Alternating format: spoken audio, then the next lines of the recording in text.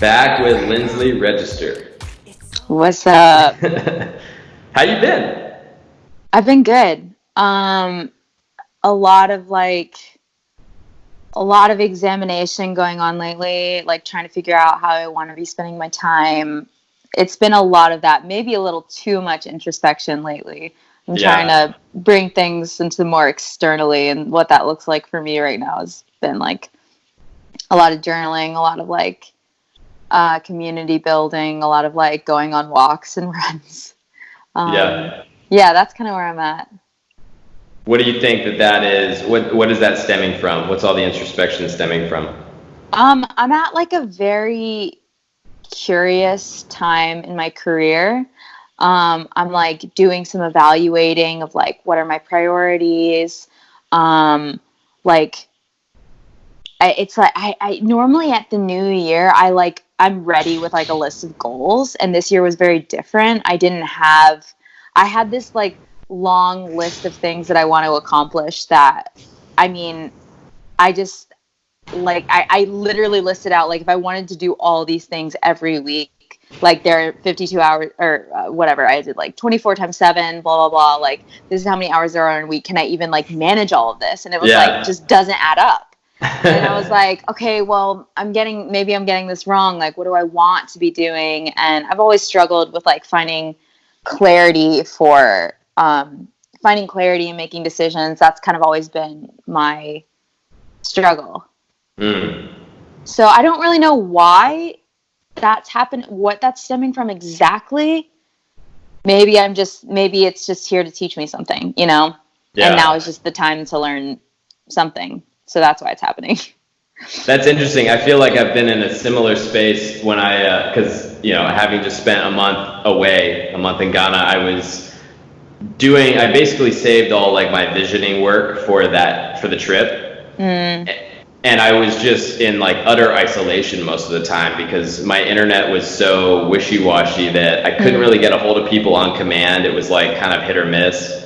And I didn't really know anyone, so anyone that I wanted to spend time with was a new connection, so it was a lot of effort involved. Yeah. And it turned out to be just an absolutely beautiful time. I had to wrestle with so much of myself, just being with myself, being present with myself, and realizing that it's sometimes not easy to do that. Yeah. We talk about self-love a lot, but it's a little harder when it's in your face and you're the only person you can be with. Yeah, that's why solo traveling, I feel is so good for people, because you really have to face am I enough just on my own? I don't know anybody here. I don't really have anyone to rely on. The whole not having great service totally feeds into that.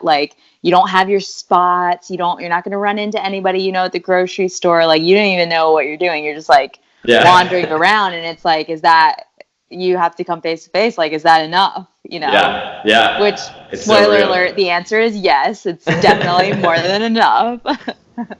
Yeah. But, it's hard. It screams out to you. It's in your face. At least for me, it was this is an area where you have not accepted yourself, and I feel I go in and out of that. It's sure. You get reminded, you're okay, I can be with me, I'm good. I can care about myself, care for myself, and tend to myself. But then you get caught up in projects and work and time spent other places with other people, and that's the first thing to go. Another thing that I realized is with my visioning, I've always done year-long visions. This is what I'm going to do this year. And especially last year, I felt that it was really dynamic. I was able to accomplish most of what was on that list. But similar to what you're talking about, there's not enough time in the day. So I'm doing my visioning for this year, and I realized that all the things that I'm looking at, this sort of grand vision for who I want to be, what I want to do, and the spaces I want to occupy, it was really more of a 3-year timeline that I would realistically be working with in a 1-year timeline. And so that occurred to me, and I started reframing everything, and it brought so much relaxation to carry that through to its end, because I thought, well, I don't have to get this done by December.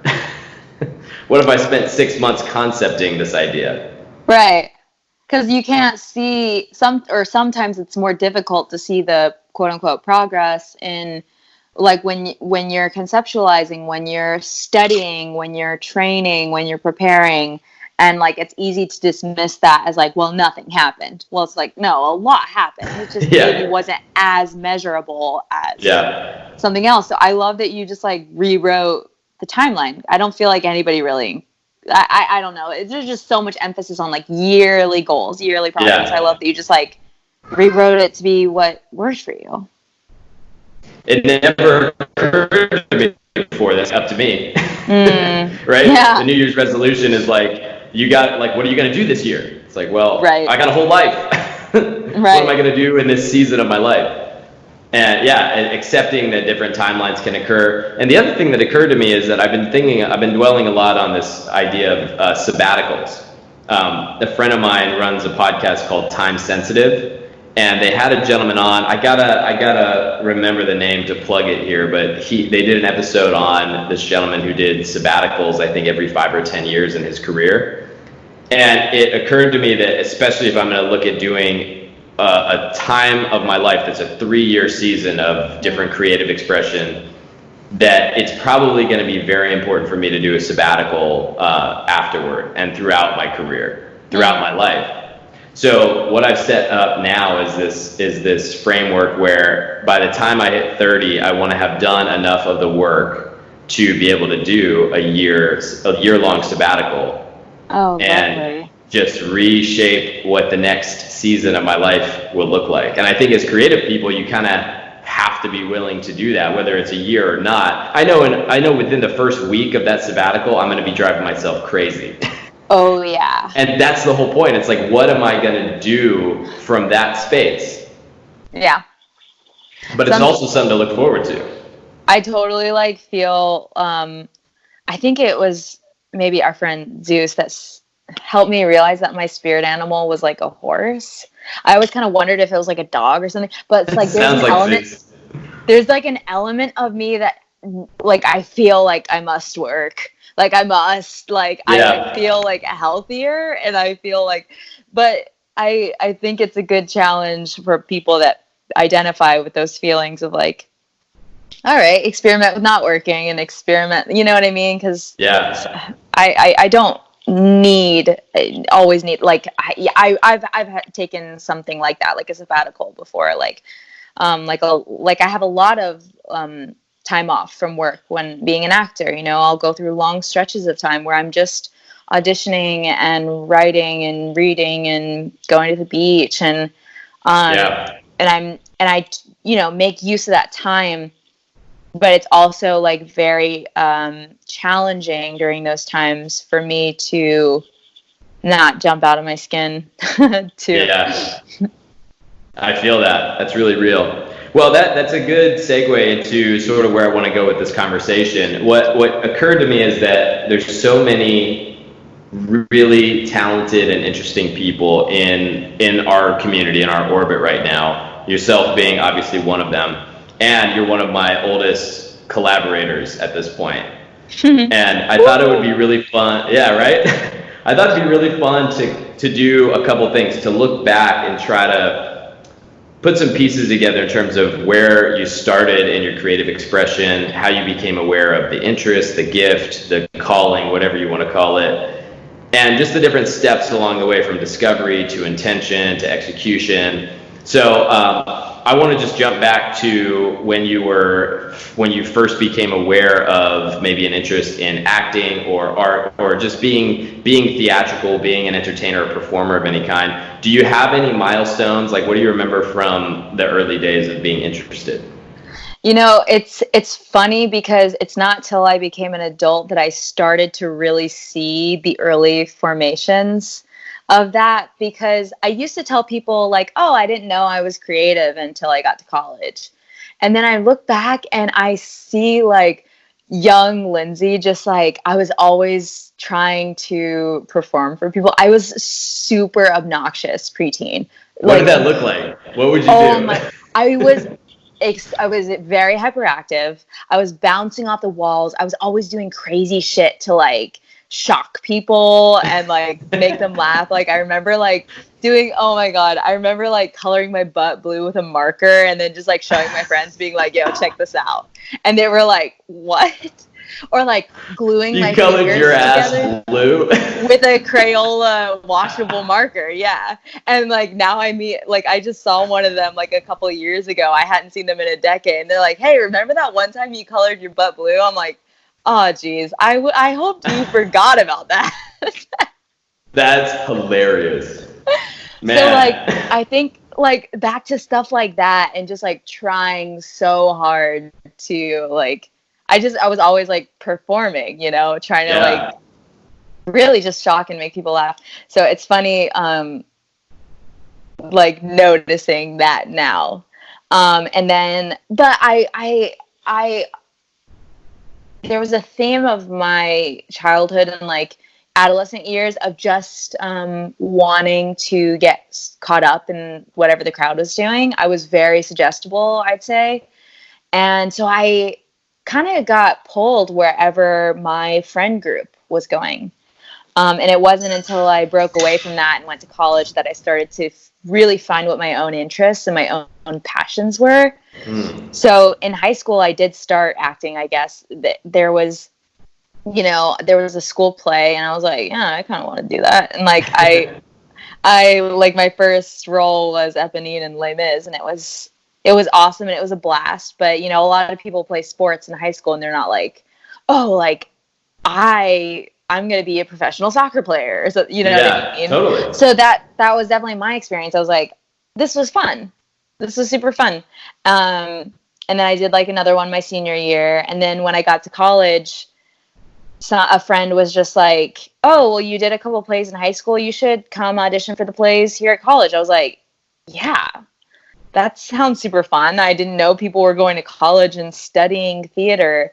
So I mentioned earlier that I've always struggled with feeling a real sense of direction and sense of clarity. I've always kind of like wrestled with like making decisions. But acting, when I started acting in college, maybe one of the only times ever did I feel like without a shadow of a doubt, like complete and utter certainty. Some people would call it a calling, I guess. I guess that's what a calling feels like. I was like, this is what I should be doing a lot. What did it feel like? What did it feel like in that moment? I just started to notice that acting was getting me interested in things that never interested me. Mostly history. Okay. Like I started wanting to know, like, what was like World War II really about? Like I learned about that in high school, but I never gave a shit until now, because I'm doing Arthur Miller, you know, and like acting was the thing that got me interested in the experiences of other people. It pulled me outside of myself where I spent so much time. And it was so refreshing. And I was like, I want that forever and always. Like, that is it. And then, you know, now people ask me like, oh, like, well, do you want to be a director or do you want to produce? And I'm like, I really love acting. Like, sure. But this is my thing. Like, this is my main course. It's the appetizer, the main course, and dessert. I love it. And it's so nice, like, having that thing. It's almost, what's the word? It's something I can compare to, because that, I know now what it feels like to feel certain about something that you're in flow with, something that it, like, really just speaks to you. That's rad. So once you became aware that this was something that like was really like life-giving that you wanted to invest in, were there any moments that were exclamation points that were really exciting in those early days after you made that decision? Do you remember specific moments that you're like, yes, this is an open door, or this is exactly where I need to be?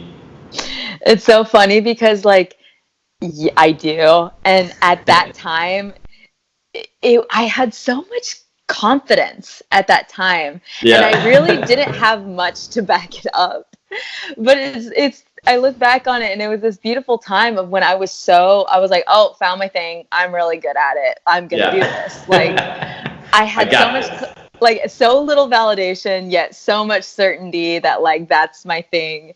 But I had this mentor in college, and he was one of my acting professors. And I just remember him writing me this letter. Like, he was like that guy who like wrote with quill pens, and he like had a wax seal on this letter. Yeah. And he gave it to me on like an opening night of one of the shows that I was doing that he was Nice. directing. And I just remember is what? Strong move. Oh, very strong. And it was a really short letter. Like, it was very short. It was like, break a leg, something. And it was like, P.S. You're an actor. And like, he was the kind of guy who like, he always said things as stripped down as he possibly could. And he like taught me how to have emphasis by not saying too much. And just like that, you're an actor. I think it lit my fire. I think it really fueled me. Wow. It's amazing how much we can give each other. Right. I want to do that. I want to like do that for people, you know? Yeah. I really do. I want to invest. I can't wait. And I'm actively looking for opportunities to like invest back in people the way like that man and others invested in me, you know? Yeah. Because wow, it's kind of crazy and a little scary how much influence and how involved we are in each other's stories. Yeah. Super it is amazing. Involved. It is amazing. Yeah. Yeah. So where did that lead from knowing that you're an actor to moving into a true like professional space with it? Yeah, I realized that it never really occurred to me as doing it as a hobby after that. I was just like, I want to do this all the time, as much as possible. And I thought about people like, Nicole Kidman, who they're just always working. They're just always making movies. And I was like, that sounds like a dream. So right away, from I think my second year in college, I started thinking about like, okay, how do I do this professionally? And I was learning for the first time that you can do this professionally and not even be a celebrity per se. And I was like, really? That was like a new concept for me. Yeah. Wait a second. People can pay their bills with this, and they're like, they might not be a household name. Like, wow. So I had so much fuel to my fire that I started getting in front of any camera that people would point at me. Like, all the student films, I did them. Like, all of the auditions, all of the weird local indie commercials, all of those horrible crime reenactments that our grandmothers watch in the middle of the day. I was like, I'll do all of them. And I learned so much doing all of that. My strategy has always kind of been like, say yes to any possibility. I know that that's not everybody's strategy. Yeah. But it's gotten me this far. I've kind of always been like sure, let's see where this goes kind of a person. Yeah, me too. And that's something I've honestly always appreciated about you, because there are times that, like, especially early in careers, when you're trying to find people to collaborate with, and people get very protective of their path. And I respect it too. Like, I understand. And there's a certain portfolio focus that, can be important as well. But also, it's important to have people that are just down, and when this person calls me, like, we're gonna do something. And that's what eventually got us into several short films together. Right. And it was a collection of people that were all yes people coming together, just knowing that we were gonna have support from each other. Yeah. And I maybe wrestle is the wrong word. But I'm curious about people that are, they emphasize being choosy. They emphasize, you have to say no so that you can say the proper yes. And I totally get that. But I just know that the theme up until this point, and I've really, everything's happened exactly how it's supposed to be, and I'm thrilled with it. I wouldn't change anything. but I've always like ended up in awesome places just from being open. Yeah. You know? Yeah, well, I feel like the momentum play, at least from my perspective, the momentum play is usually the better play for me, has been in the past, where it's like, I don't know where it's going, but if we can both bring an energy to it, it's worth sharing the space. It's worth making the art. It's worth making a short film or doing the contest or whatever it is, shooting the sizzle, you know, writing the script, because there's chemical reactions that happen from that. And I think what a lot of times can get lost, and again, there's different journeys, but what a lot of times can get lost in the choosy factor is that you aren't practicing. You're not engaging with your craft. Yep. And so I just take everything I can as an opportunity to try to practice, to try to exercise new muscles or stay sharp. Yeah, I think that there's totally something to that. And when I first got out of college, I mean, a lot of my friends went the route of, we're going to go become servers and try and get an agent and try to get like the network television show from there. Yeah. Whereas I was like, instead of paying my bills as a server, I could pay my bills. I could make just as much money if I just do all of these non-union $200 a day, or gosh, less. Yeah. Commercials, like, and crime reenactment shows. And I remember being on this one crime reenactment show, and I remember, this is just going to sound cocky, it just is, but I remember thinking I could direct this better than the man that was there and was directing. Yeah. I remember what he did. I remember what he said. And I remember walking away from that experience like with these mental notes of like what I would do differently if I was, directing a set. And so like, not only was I paying my bills, making just as much as my friends who were servers were, but like I was also gaining like industry knowledge and a window into like set and these other, creative positions. And so it definitely happened the way it was supposed to. And lucky me, it was a great time to be an actor. And I think still is in the Southeast, in the Mid-Atlantic. I call it like, I tell people like, go put yourself in the bargain bin in the Southeast. Because basically like what happens is like, and this, I mean, there are all these amazing shows, amazing movies that are filming in the Southeast all the time. And then they don't want to fly out actors from LA, not to do 5 lines, not to be a co-star. Like, why don't they just hire somebody from the Southeast? And it's like, it's a great way to build a resume.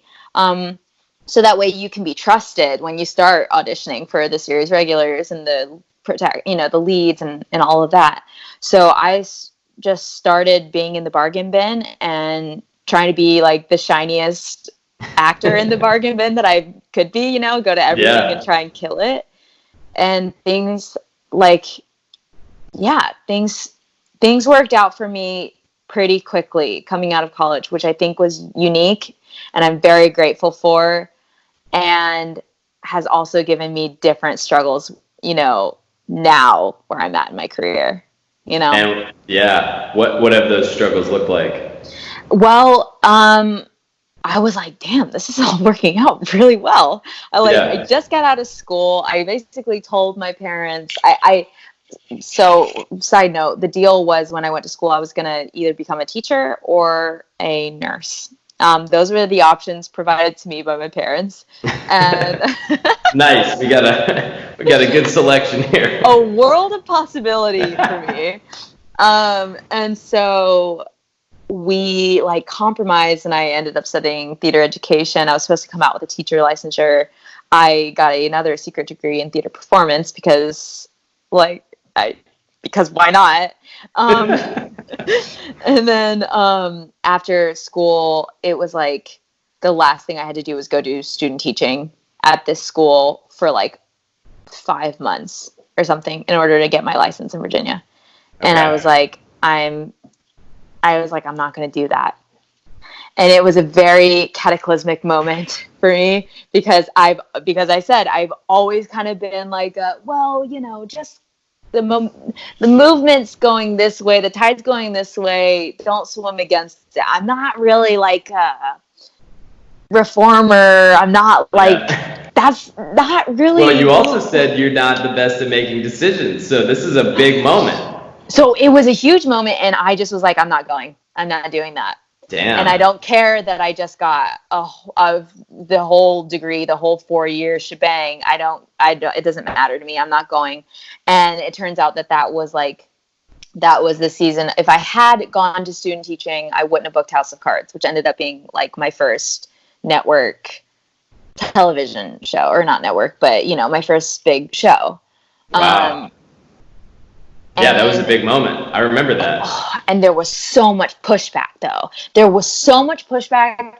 And sometimes that makes you second guess it, because you're like, there's so much pushback from people right now being like, this isn't wise. This isn't smart. Just finish. You put in this. Just like that. Was that pushback coming from your parents or from your community, or? It was coming from my parents, and really strongly from my parents. I mean, they were truly really upset that I wasn't going to finish. And then I went to my mentor, someone I really respect, and he was like, you came this far, like it's going to be there when you're done. Just go ahead and finish. I went to a few of my friends that I respected, and they were like, yeah, it's like, why not just finish? You're right there. Just go ahead and, be patient. And it's so tempting to finish something you started, isn't it? Yeah. And I was like, everybody's right, but I know I'm just not going to do that. I love it. And so how did you then, what was the process for getting House of Cards? So I was like, when I walked across that stage and I got my degree and I decided like 2 weeks later, I'm not doing student teaching, I was like, it's full-time actor mode now. And so I was just a motherfucker. I got an agent right away. I think it was like even a month before I graduated, I was like reaching out to every agent in the Southeast. I was just like, hey, this is who I am. This is my reel. It was all like ready. And I was like at the gate, like, yeah.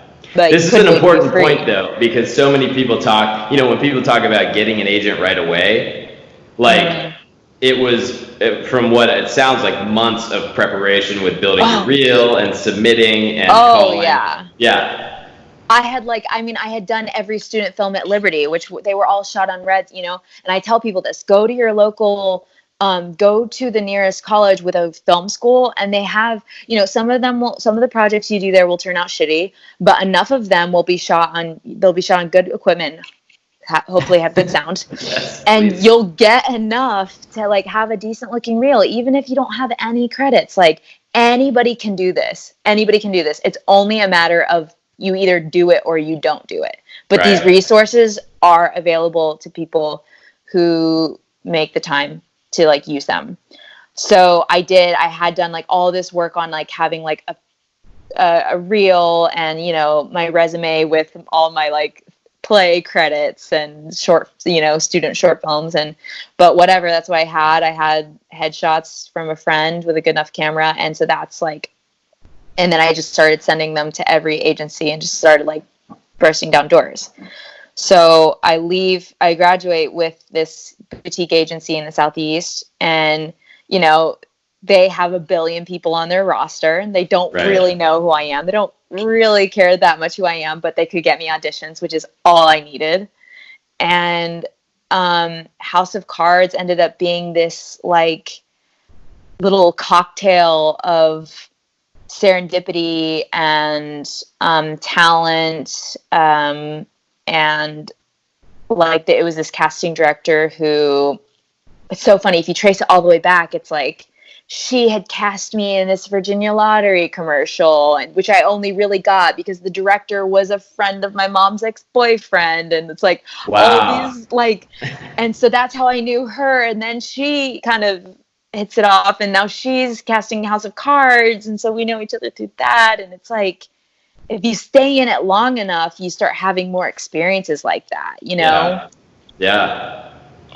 So that's how House of Cards happened, was this perfect cocktail of like, oh, she kind of knew who I am, and like, oh yeah, she was that girl from that thing, and I mean, I was really proud of my audition that I sent in. I don't send in stuff that I know isn't good work. So they liked my tape, and they, you know, wrote me back, and they were like, yeah, we want you to do it 6 different ways. And I was like, you got it. I got you. So I like did all these like crazy like hair changes, costume changes, different like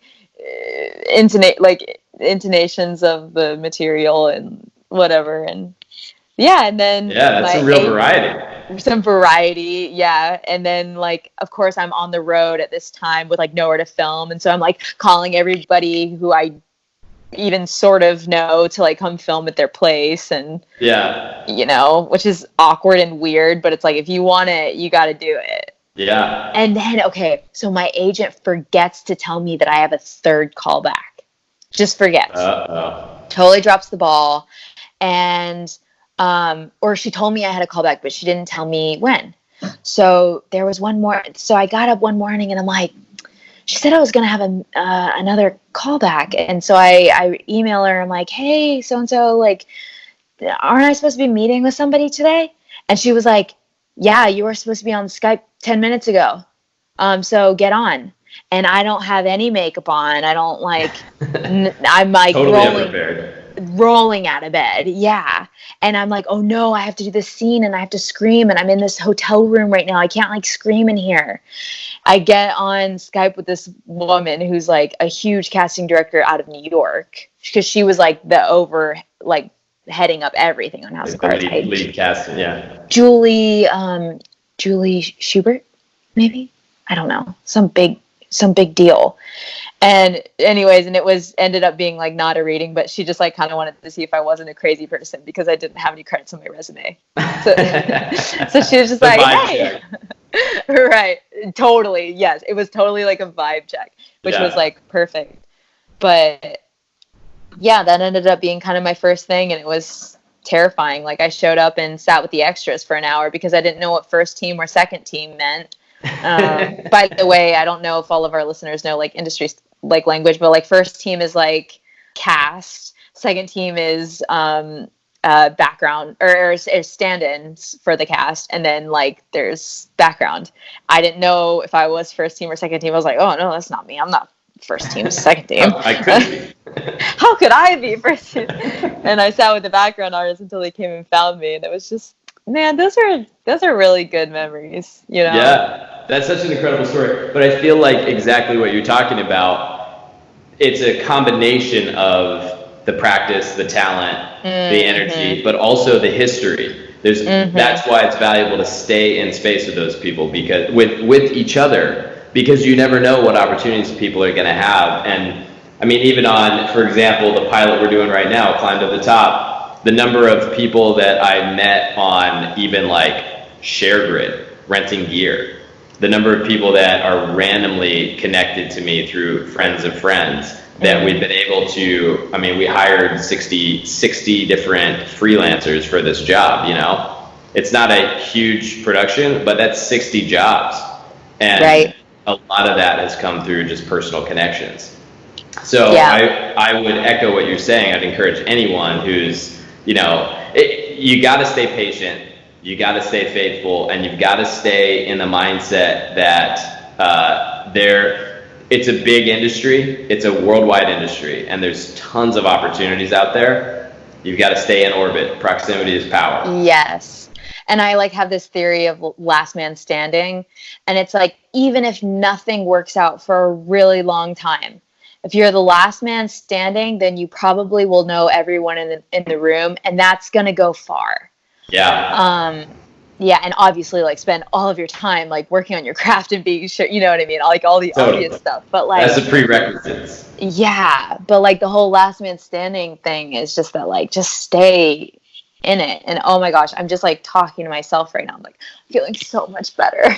Yeah. Well, I saw this quote on one of these quippy little like Instagram tweets yesterday, Yes. and it was like it said, "Winners are just losers that tried one more time." Oh, fuck yes. Fuck I was yes. like, we put so much emphasis on like winning and losing, but it's like we're all trying. You know, we're all putting effort in.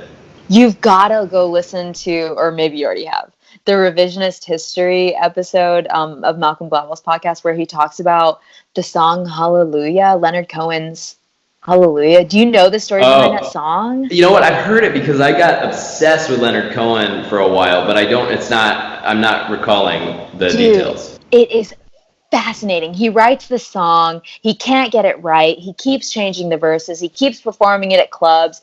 Everybody's kind of like, he keeps changing the entire, like totally refashioning it. I mean, years and years and years are going by. And it's kind of like at some point it would have made sense to be like, dude, just let it go. It's not working. But then people start coming along and covering it and like perfecting it. And now, I mean, we all know the song Hallelujah, but like he had every reason to believe that like, okay, well, it just didn't happen. So it's done. Let it go. Move on. But it like, we wouldn't have that song if he had done that. And we all know how valuable that song is. Yeah. It's wild. It's a masterpiece. Changed everything. Yeah. What's the, I'm drawing a blank right now. The guy who covered it. Jeff Buckley. Thank you, Jeff Buckley. That's the most famous cover. Yeah, but I think, if I remember correctly, that's the one that kind of put it on the map?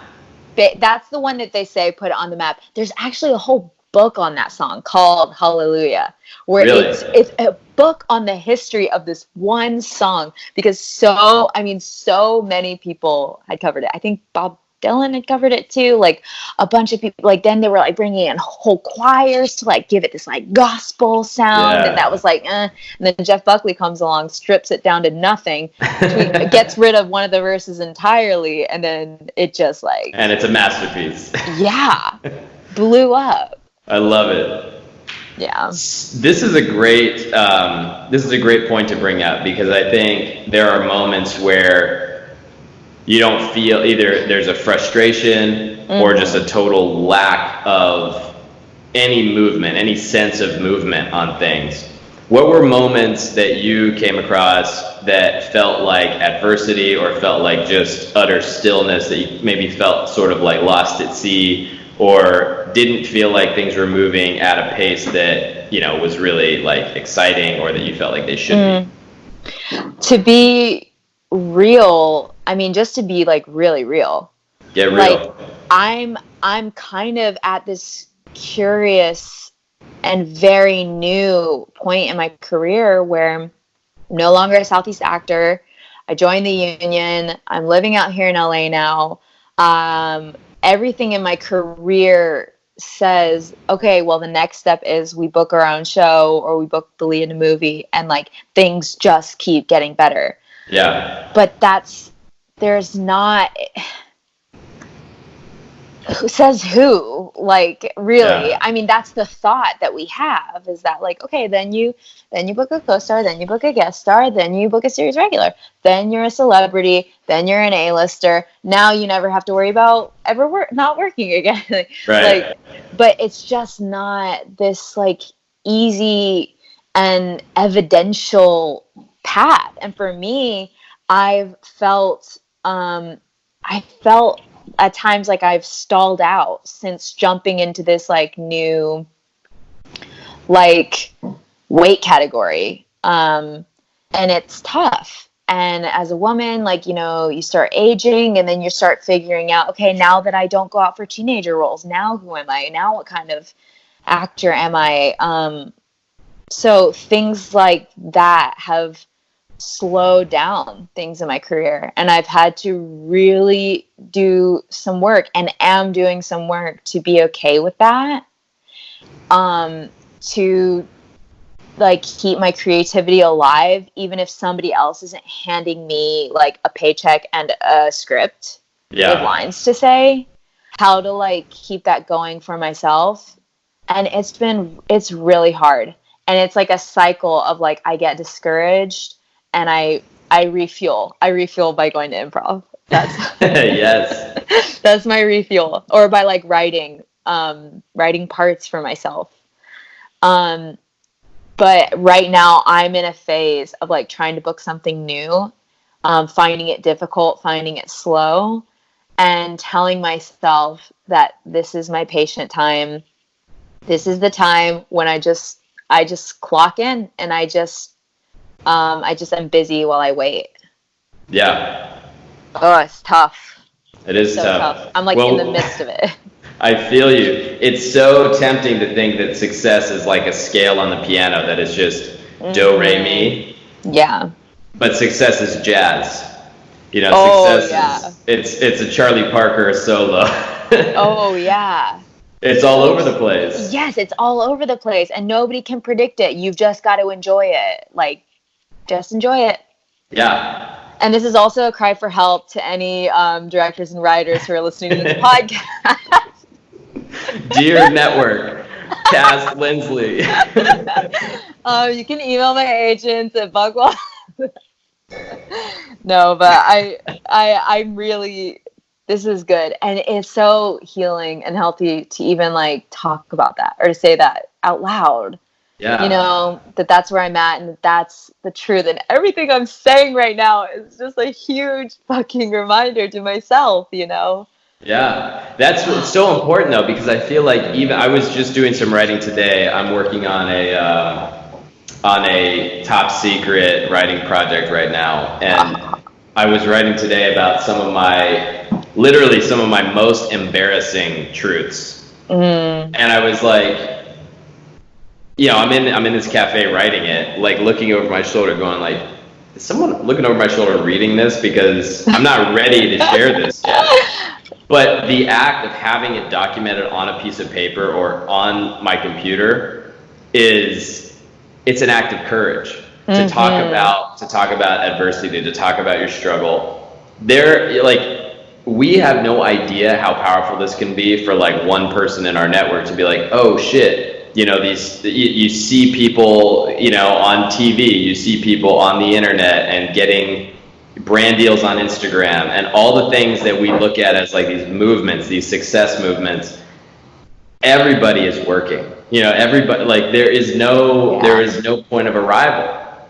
Yes. Even people like, I mean, they're like, I could go on, but the most recent is, you know, Gwyneth Paltrow comes out with this new Goop Lab show on Netflix. And she's talking about even in her own career. And, you know, I think people can take this the wrong way. I was actually just talking to our mutual friend, Alexander McPherson, much love. And, you know, we were talking about how people can take it wrong when she says, like, you know, I was done, you know, making out with Ben Affleck for my career. And I understand how that can be taken as maybe a little bit pretentious or something like that. But looking at it from her perspective, this is a kind of a mundane reality for her. This is something that she's breaking free from. Just like people that are in earlier stages of their career going like, I'm tired of not getting work. Like we're always looking for a new movement and a new iteration of ourselves. Yeah. And I love in that book that you gave me, Illusion of Money, Kyle Cease, he talks about like, if you don't, well, gosh, was it him or like, was it I feel like this concept is like also in the Bible maybe, but there's like, it's like, oh yeah, I mean, it is like, okay, so like in the Bible, the whole thing, like if you're not trusted with this much, like nobody will trust you with like this much. Yes. And then I feel like there was a moment in that book when he was like, if you can't learn how to be like happy and content and okay with where you're at now, you're joking yourself. If you think you're going to get somewhere else or you think you're going to get more money and that's going to take care of the feeling, it's like the feeling, you can have that feeling anytime. So it's like I can choose to feel okay and about my career anytime. And I don't have to have a certain kind of role, because then there are people behind me and ahead of me that are still asking themselves the same damn questions. They're still going through the same struggle. And I don't want to go through that struggle at every step along the way. We put our own blinders on as to the evidence, right? We go like, well, the evidence that I'm looking for is money and this kind of credit. And it's like, I told this, so recently, one of my brothers expressing some frustration about his career as well, and he's doing incredible work right now. But he's like, I'm not doing the work that I want to do. He's one of us. We're never doing the work we want to do, right?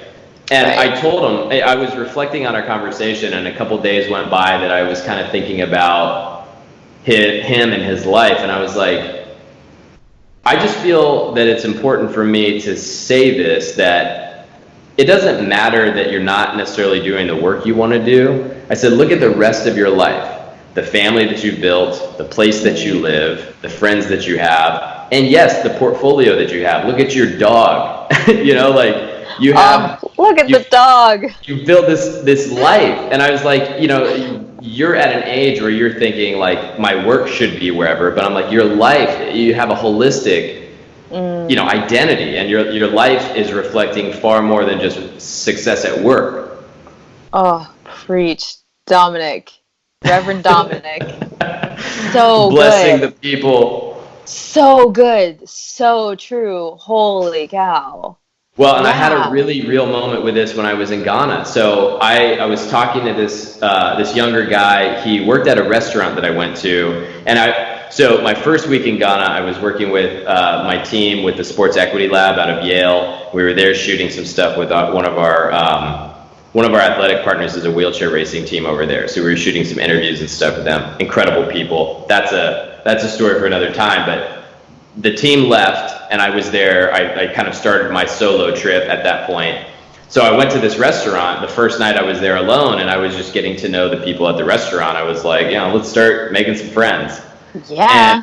And ended up buying the two servers beers, and we just sat around and talked while we're eating and drinking, and got to know these guys a little bit. And I had another shoot coming up the next weekend for a project there, and I brought one of them with me. I needed a hand, but I was like, well, I'll bring him. I'll train him on the gear. You know, if he wants to learn, it's an opportunity to learn. If not, he does this once and goes home, whatever. It helps me. Maybe it helps him. Great.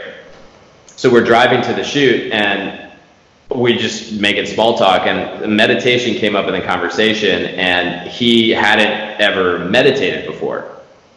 And so I asked if he wanted to learn, and he was like, sure. So we're sitting in the back of this taxi on the motorway in Accra, Ghana, and I start walking him through a pretty simple, like, happiness meditation.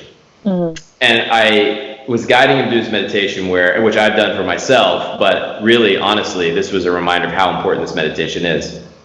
Focusing, drawing in your breath, and then focusing on visualizing the perfect life, the life you want to have. Like, this is what my ideal reality looks like when I have this much money in my hand. What does it look like to have $1 million in my hand? What does it look like to be in the best house I can imagine, where I'd want to spend my future, where I'd want to have my family, where I'd want to be successful? Mm-hmm. And you visualize all these things and feel those feelings. Feel the relief of having all the money you want in your hand. Feel the relief of owning the perfect house. Concentrate on those feelings, and then change the visualization so your hand is empty, and so your environment is exactly where you live now. Mm. But hold on to the feeling. Yes. Bottle that. And it takes 5-10 minutes to do this, but it's exactly to Kyle Cease's point in The Illusion of Money. Your mind is what creates the feeling. And you can generate it whenever you want. The problem is we're too focused on our dissatisfaction. We'd rather not be happy because that fuels us to accomplish things. Mm-hmm. But when we're happy, when we're fulfilled, we can be fueled to do things out of love, not out of lack. Yes. I told somebody, I was working with a photographer maybe a month ago, and I told him that I had this realization that me accomplishing things out of that negative place, which I think I've spent a lot of time doing, working hard out of anxiety or like whatever. To me, that's like fossil fuel.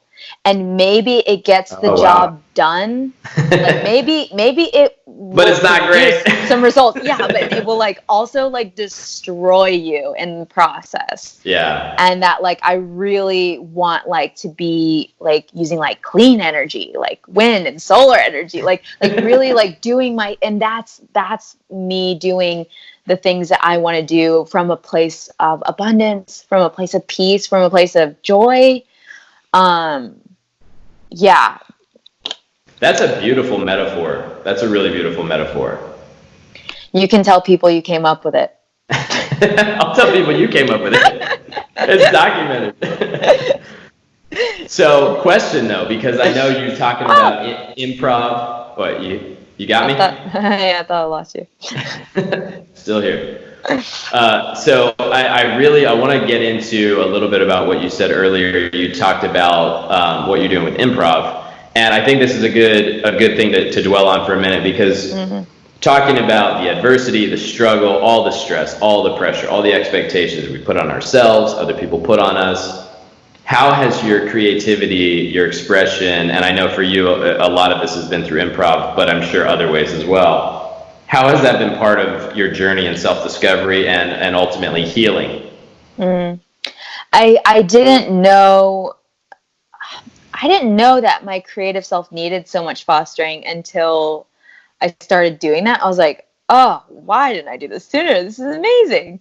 Like I go to shows by myself all the time. I go to movies by myself all the time.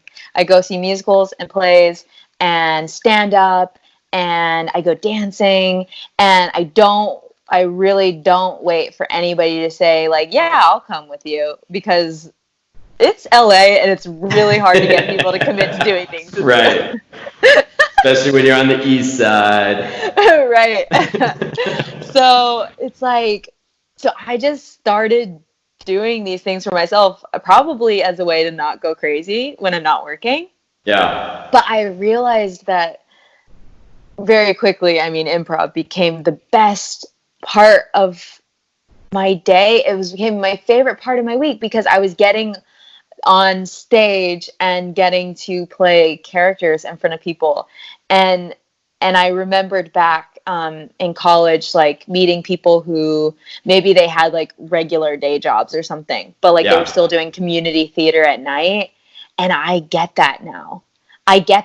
Like they needed their community theater because like they couldn't escape being an artist, and they didn't want to just like wither away internally. Not like, even though we're all so busy and we're all so tired all the time or whatever, there's so much to do, but like these people like would get off of work at 5 and then go to rehearsal at 7 and like rehearse and so I'm like feeling those feelings now of just getting to do the thing and re-experiencing the joy of doing the thing without any expectation for it to make money or to get me somewhere professionally. And it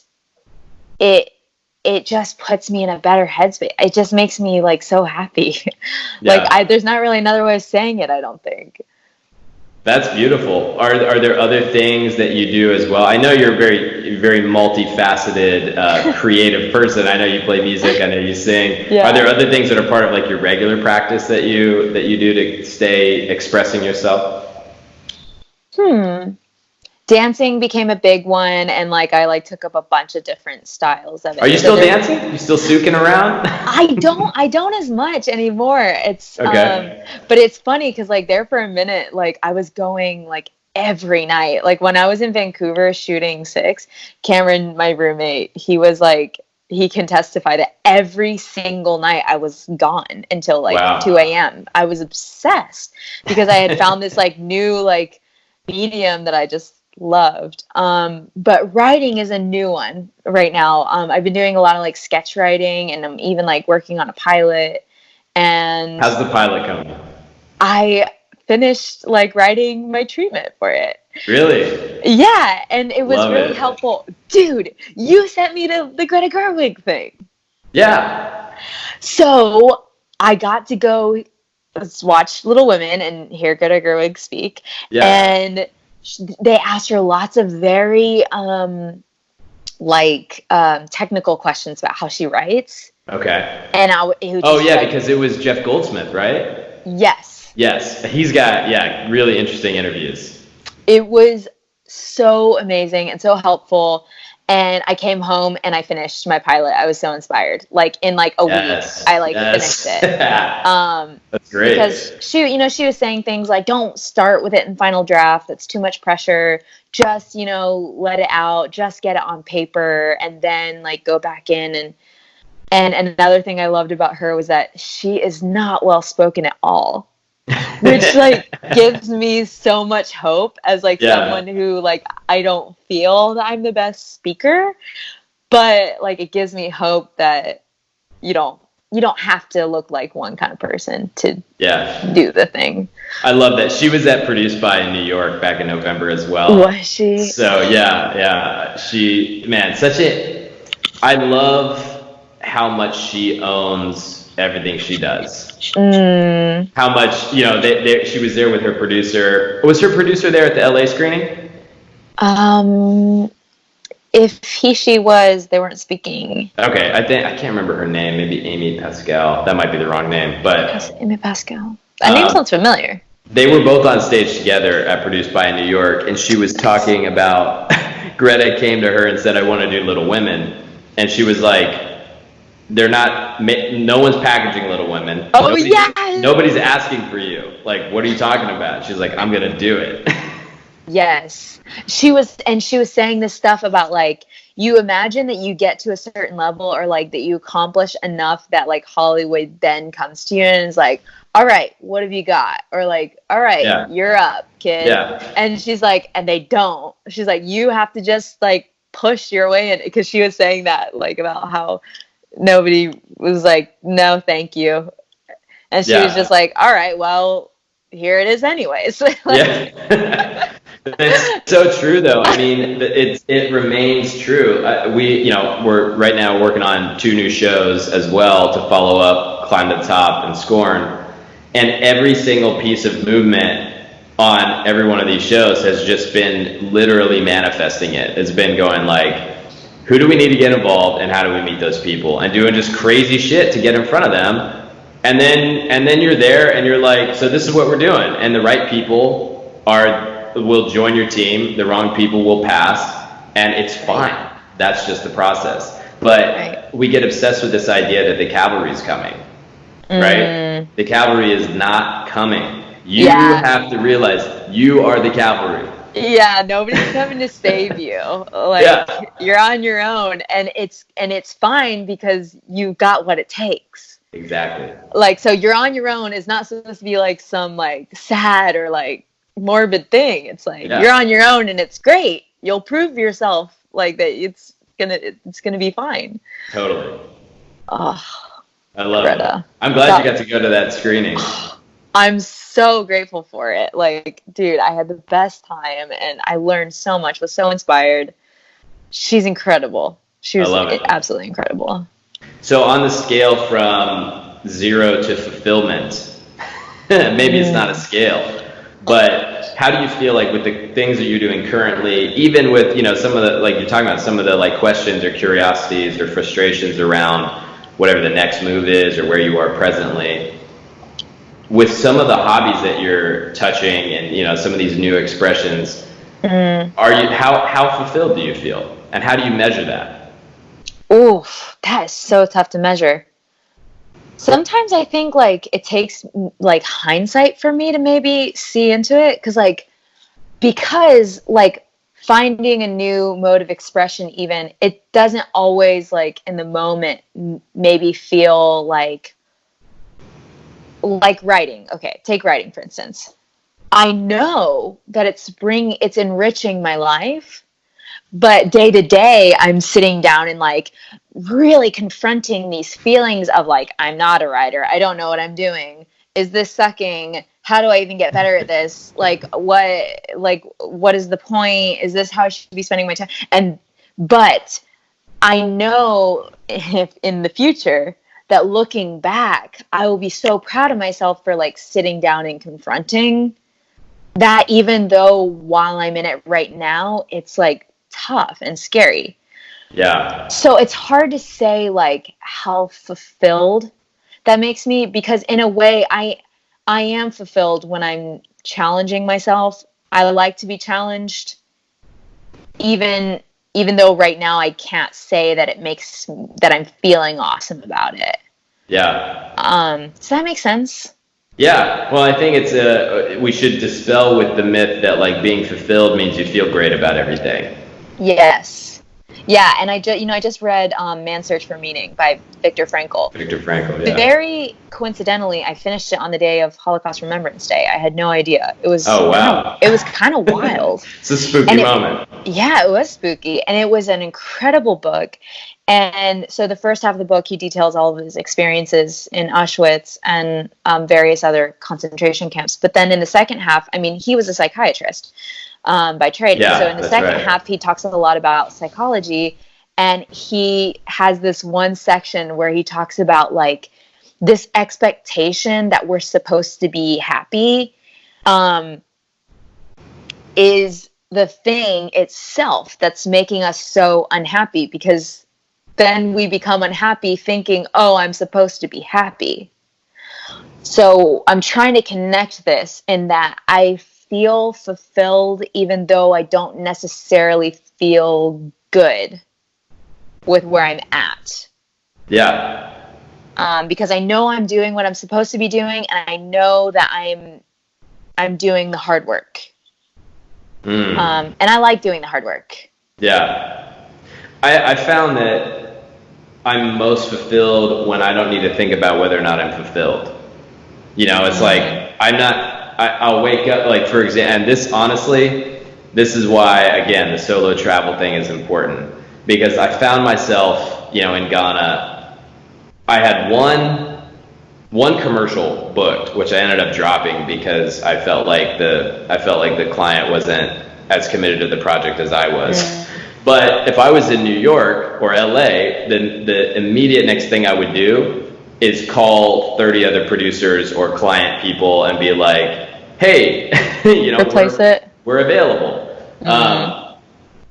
Or, you know, or just like find something else to fill the time with, or find another way to replace the revenue or whatever. But I was in Ghana. I was like, so what am I going to do? And I was like, well, I guess I'll do nothing. You know, like, I'll just be here. And I would just walk around, and my whole life slowed down. And I realized that, like, you know what, when you wake up in the morning, you can lay in bed for a half hour. Like, that's fine. There's no rules. Like, and the same is true of like meditation. It's like, I learned that a few years ago, I was really frustrated with meditating because I didn't feel like I was getting anywhere. I didn't feel like I was getting anything out of it. I felt like it was a lot of effort. And then I realized, like, that's the opposite of meditation. And meditation is getting somewhere. Just presence. Yeah, it's presence. And like laying in bed looking at the ceiling for 30 minutes is a more effective meditation than spending an hour searching your mind for meaning. You know, it's like, you don't need to do that. Most of the journey for me has been letting go. Yes. Well, what about you? What about like, how do you measure how fulfilled you are? Is it just that now, is it like, okay, well, I know if I'm not thinking about it, then like in a meta way, like I know that's where I want to be?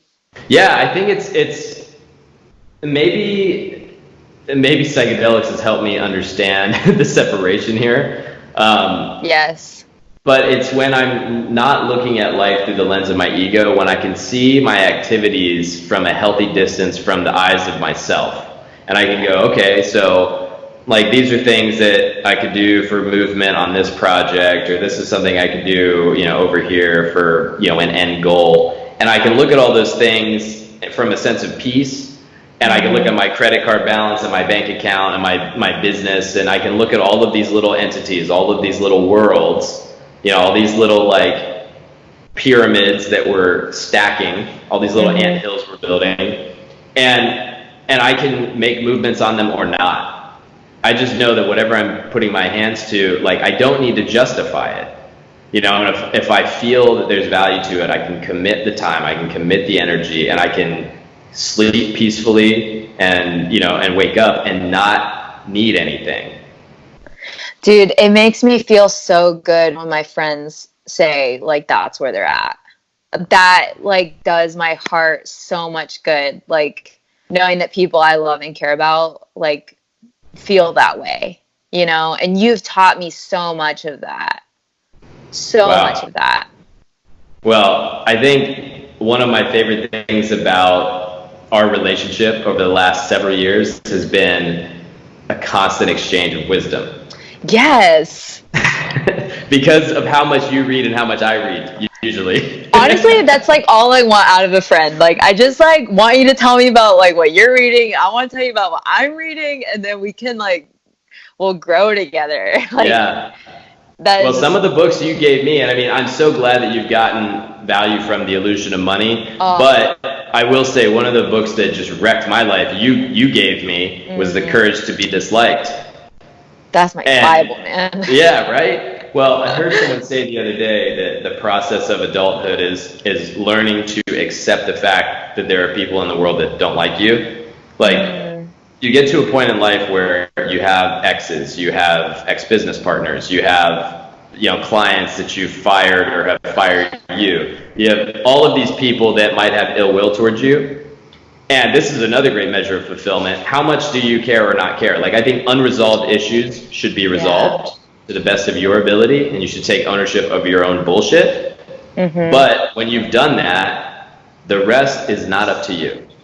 Yeah. And knowing that someone is pissed at you or hates you or, you know, whatever, and living your life anyway. Yeah. And staying in a place of love and presence and peace, that is a strong measure of fulfillment. Yeah, it's wild to me and kind of sad that attitude was framed with so much judgment to me. Like, as a kid, like, people, like, it's like, even now I can, like, I hear like young Lindsley like saying like, oh, that's like mean to like not care like about like dissonant, like, you know, like, though they're not being peace or something. But as an adult, like, and you don't get too far into life, I mean, I don't think, without realizing that you can't manage it all. You are just not going to be able to. There are going to just be these things that you just have to release, and that there's nothing mean about it, you know? Yeah. And I love, and I think it was the podcast that Kyle Cease was also on. Was it the one where he talked about like how to like heal yourself? And he talks about like even in like an intimate or romantic partnership, if like, you know, you feel upset by something the other person said, and like how to sit with that, and you say, you know what, I feel this, and kind of just like making a space for it in your heart, and how you can like heal by yourself. I mean, it's awesome to work through things with other people, but like so many times it's like you can just take responsibility for what you feel and be there for yourself and work through that, you know, in your own heart. Yeah. And it's amazing to be able to take responsibility for your own life in that way. Yeah. Well, I've even found that with like dealing with jealousy, relationships. Like I think people I used to identify as like a jealous person. It was something that was totally true of me, that in my relationships, I'm a jealous person. And I just like proudly wore that as a badge. Like, this is how I am. And then I realized just through a lot of self-work, honestly, that like jealousy, anger, all these emotions they're just emotions. And you don't go punch people in the face every time you feel anger.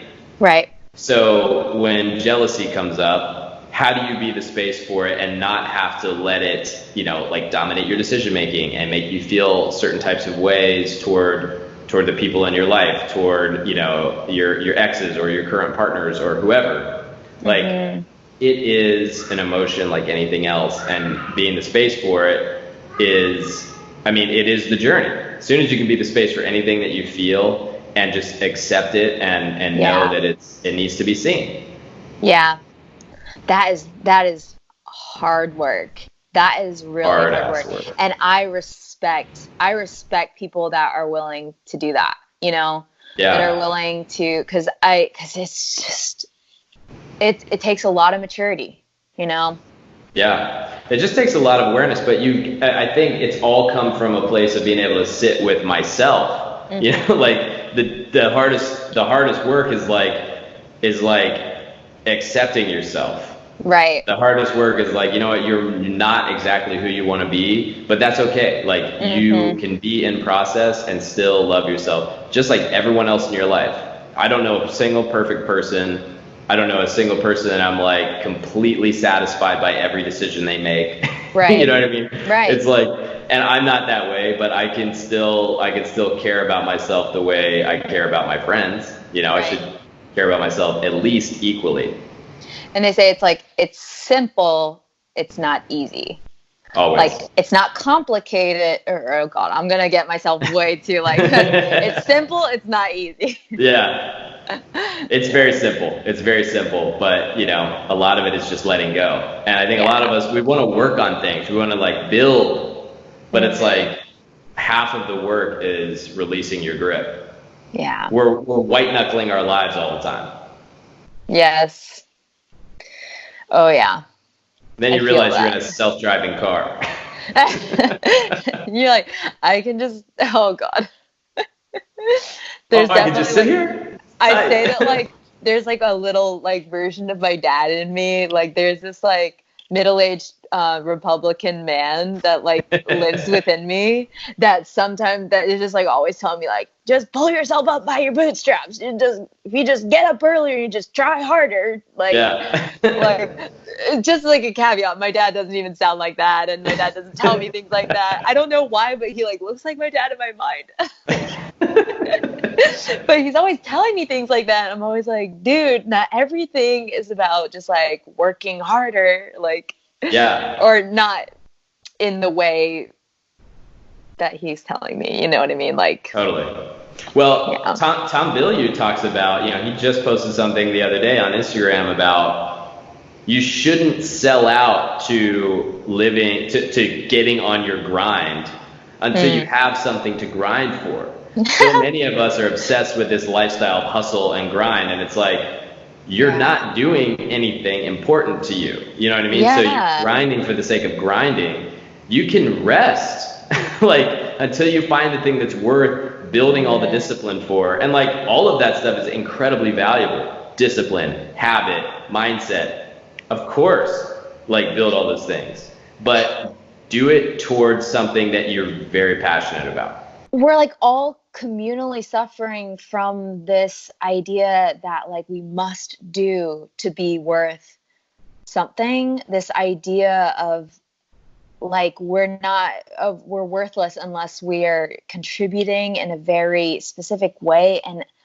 And I'm wondering, like, is that like I mean, I know it's not just a Western thing because I mean, people are falling over dead in Japan from just like working themselves to death. Right. But it's like, what is happening to us? It's interesting because I think it's sort of the danger of having your basic needs met all the time is that you never think about, we overthink everything. Yes. And this is the importance of like exposure to other cultures and stuff, because throughout the world, there are places where like people go to work to put food on the table at night. And that's the task for the day is like, how do we get dinner today? Mm-hmm. And it's crazy because we look at that and we go, oh, well, that's a really hard life. But it's like, I'm not saying it's not, but there's a presence to that like if we could tap into this sort of presence that like today is my world. You know, today is all that is, like right now. And what am I doing today? Mm-hmm. And I think that I used to schedule things weeks in advance, and I am more and more just like I'm scheduling as few things as possible because I want to look at today, like what is the creative expression I can make today? What is the, you know, how can I contribute to the expansion of the consciousness, the expansion of the universe today. Yeah. Because our basic needs are always met. So we overthink how much we're worth. We overthink how much we're doing. And it's like, just find your task. Yeah. And that's another lesson from The Courage to Be Disliked. Oh, everybody's got to read that book. Everyone's got to read it. The Courage to Be Disliked and The Illusion of Money will radically alter most people's perspective. Yeah. In a really good way. I'm about to start on my second round with it. One time is just not enough. Yeah. Illusion of Money. Oh, Illusion of Money? If I told you how many times I read that book. No, wait, how many did you read it? I've read it six times. Oh, I keep reading God. it. I just keep reading it. I'm like, I give copies away all the time, so I'm always ordering a new copy. But it's just, it has really impacted me. Yeah. Yeah, and it's important to like share that when something like hits you that hard. It's important not to don't keep it to yourself. Yeah. You gotta spread that around. Under a bushel. Yeah, don't hide it under a bushel. No. Oh, God, no.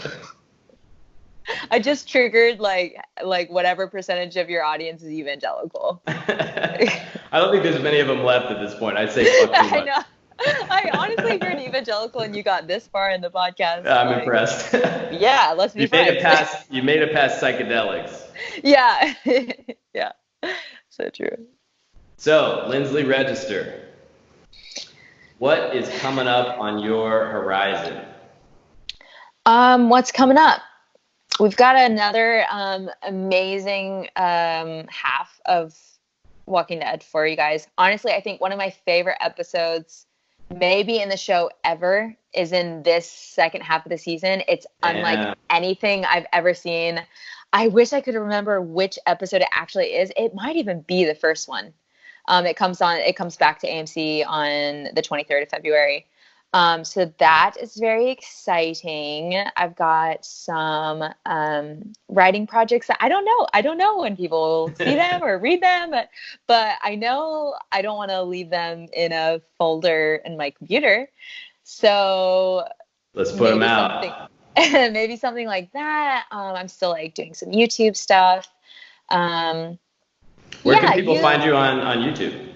YouTube, youtube.com/Lindsley Register. And I post content there. But, you'll see me around. I'm never too far away. Where else can people find you? What's the best way to interact with you? Probably on Instagram. You can find me at Lindsley Register. And then on Twitter, I'm, Lindsley Reggie there on Twitter. Yeah. And my number is... my credit card. My social. Yeah, I'm really excited about this year because it got off to such a challenging start that I know there's something good in store. I don't think it's for nothing. I don't think it being so hard this first month has been for nothing. Yeah. Yeah. You better believe it. I'm believing it. Thank you so much for hopping on the podcast again. You were one of the most listened to episodes from the first season. Actually, you were the most. You had the most listens on the first time you were on the podcast. So, dude, thanks, Walking Dead fan base. Yeah, they came through. Oh, I love it. Well, I can't wait to share this episode with them too. This is gonna. I love being here. I love our conversations, dude. I feel better now than I did before we got on the phone. So amazing. Well, thanks, Tom. Thanks for being here. Mad love.